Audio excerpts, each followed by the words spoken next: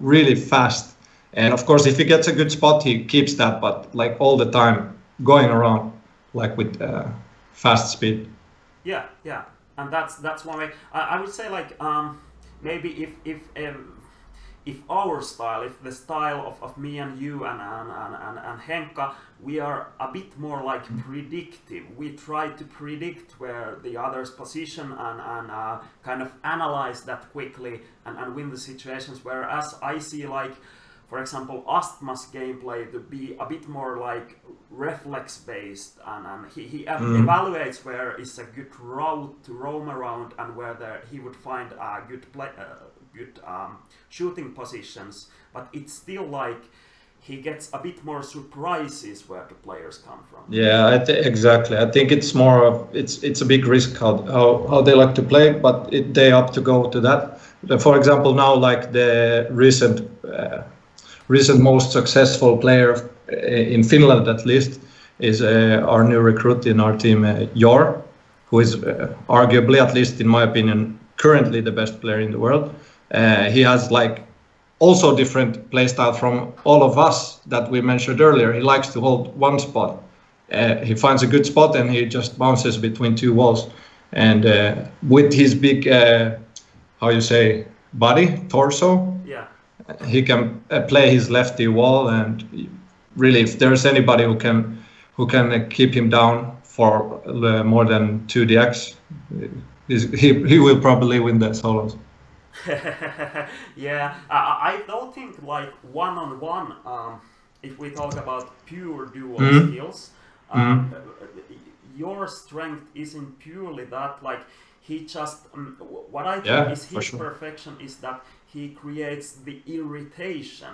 That if somebody tries to challenge him, there is always a third player or a sniper that shoots the player in front of him. Definitely. This is why he bounces between two walls, three Yeah, walls. He finds a good area where there's people, and he kind of in the middle of everything, but still like he has his safe spots. But yeah, I don't want to reveal my guys' strategies too well. But like, if you ask my personal opinion about solos, I have few reasons. First of all, it's for me, laser tag is about playing with my friends. Obviously, like everyone from my team, we're friends in real life, and our newly added players Yor and Kutamo. Well, they're new to me, but like being hanging out with them in the competitions. But regardless of that, they're like cool guys, and we hang out. And also, I think big problem in the solos is that it's exploitable. If you know what I mean, I think you know. Like two players, if in the finals there's something they can exploit and give back points, and I don't think it should be even like possible. So if it's possible, I think it shouldn't be in the yeah, comp. The third reason, of course, is because I won it before. I think the people who haven't won it, especially the world title, solo should deserve it. Like I don't need to battle for it anymore. yeah. And the fourth is why not? I don't go for it anymore. Is because there's like no other price than proud. Like if I would get paid for it, I would do it because it's still a big effort to go the solos. Although this year I see it's only 1, 2, 3, 4 hours long. Yeah, it's quite short. We usually have a super long solo event in Mm-hmm. Finnish nets, so it's a lot shorter in Worlds.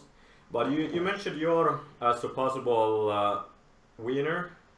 Yeah.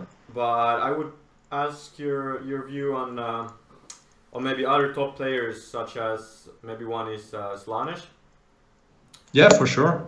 Like And from Sweden. for those who are not familiar, I would say that Slanish is he won the worlds at the Swedish nationals. He won Yeah. Swedish nationals this year, and he has been training like crazy, and he's improved a lot, like a crazy amount. I don't think I've ever seen Slanish playing at this level that he's playing now. Mhm. So Agree. we have? He's Just really thinking good. that Yeah. everything is okay with this team. But yeah, so yeah, what's your view on maybe other players than Yor? Who is gonna be up there challenging for the title in Worlds, in your opinion? Well, if we continue from the Swedish players, of course, there's, as you said, Slanes, there's Moomin, there's Gotte, and then from the second team from Stockholm, there's Pilen, which is a decent scorer. Uh, and obviously, anyone from my team. It doesn't all the time happen, but usually, if our guys from the team participate in solos, most of us are in the finals. Then from other Finns, I think Xyli has hit good possibility to get there. I think last words you were second, third, something like that. Yeah, I was second. Yeah. Then you have Teemu from your team. Then from the third Finnish team, SFP, there's Detum. Then I think from US there will be at least 4 guys, and possibly 2-3 guys from either French or New Zealand or Australia. Yeah, I totally agree. I agree that there is players in each of the continents that can challenge.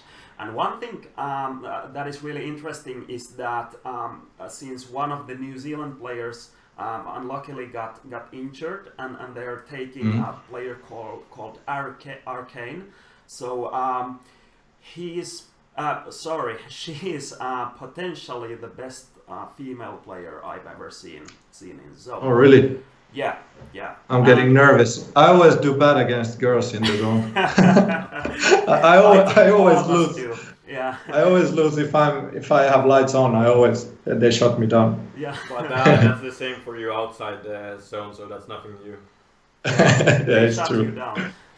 It's true. But yeah, in terms of arena positioning, of course there are plenty of strong females. In terms of brawling, I would probably say Crazy Horse from US, like close distance combat and technical skills of doing fancy shots and things like that. But in terms of arena gameplay, Arcane from New Zealand is probably the most dominant I've ever seen. So that's interesting. Yeah. Then definitely, I wish everyone good luck who is going to participate. Have fun, and for me, I think also solos is good for people that are like quite new, but they want to prove themselves, and it's like great spot to have like how you say, to get on a spotlight. Because all the top players usually get to the finals and they will notice you and you will get your name out there if you care. Good luck to everyone to the solos. Yeah, that's a good point. Like, it's mostly like really experienced players in the finals, but there are usually like 2 or 3 newer players. Yeah, and true. We usually remember the names. Yeah, that's true, and I definitely agree with Milky on what he said, and that's kind of the way I came up. Like, I won 3 solos here in Finland in a row, 2007 to 2009, and that was like my jumping board to get to better teams, and then really like, then my focus also went from being a solo player to more of a team player, and I think that's the natural way of evolving, and that's what I, a little bit with a joke, said in the interview as well, that the solo is for young players and upcoming players. Even if, okay, as long as you're not a young or upcoming, but so if you win, you're gonna be like the exception that make the rules. The Swedes still want to prove themselves after 10 years. They still want to prove themselves. Yeah. They're so funny. Shout out to the Swedes. Yeah. Leave us alone in elimination, please. I think the chat's gonna be on fire soon. But Atro will give the bans. Watch your mouth, boys. Atro will give you bans.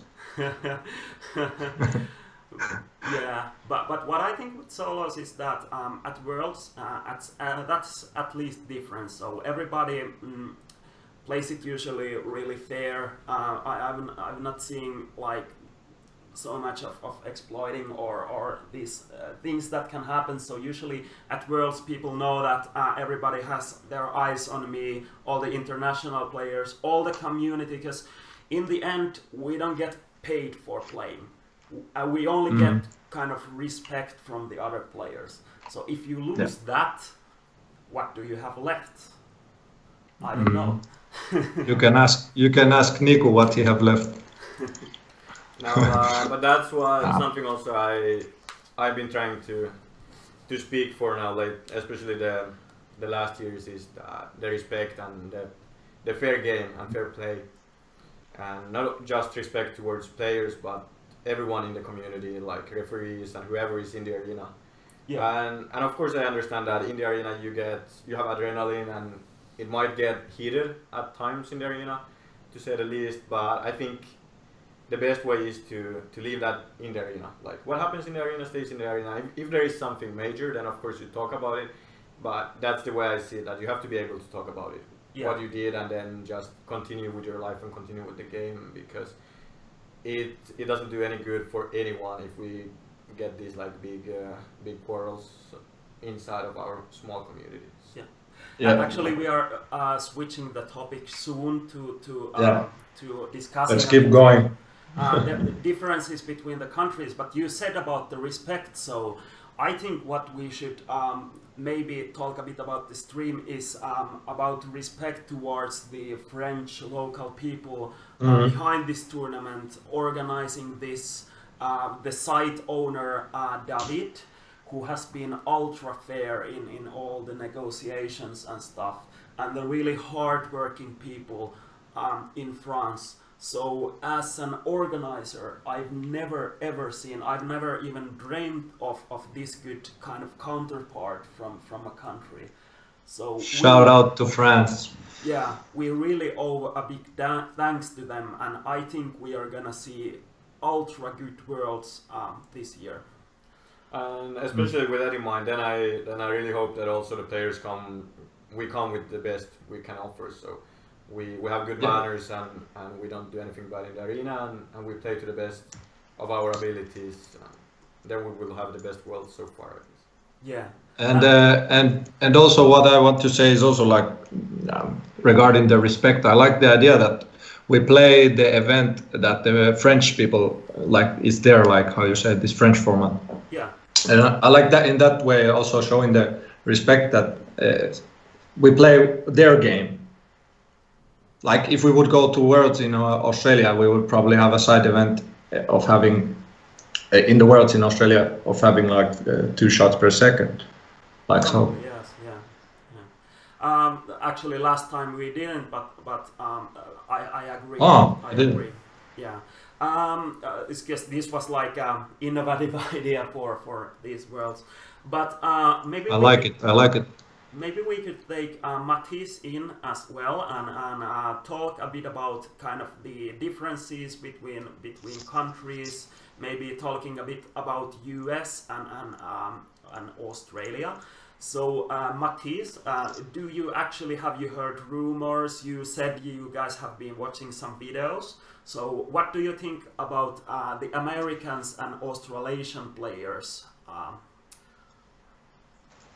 Well, I think that the Australian and the American players are you talked about respect, and I think that the French players have a huge respect for the American and the Australians, but also from the Nordic players.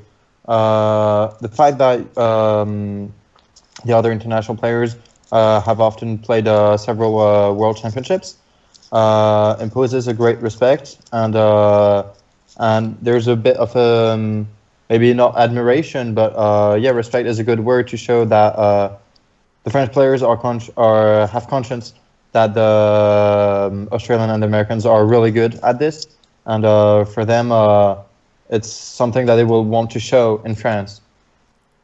Yeah.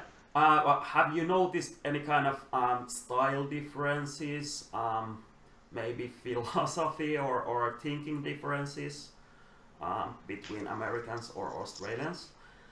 Well, to be honest, on videos, it's not maybe the thing that we look at